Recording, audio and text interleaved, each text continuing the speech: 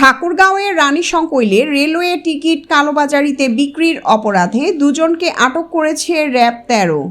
তথ্য ও ভিডিও চিত্র আব্দুল জব্বার, রানীশংকৈল, ঠাকুরগাঁও। আসন্ন পবিত্র ঈদ উল ফিতরকে উপেক্ষা করে রেলের টিকিট কালোবাজারিতে বিক্রির অপরাধে র্যাব ১৩ কর্তৃক আটক ২।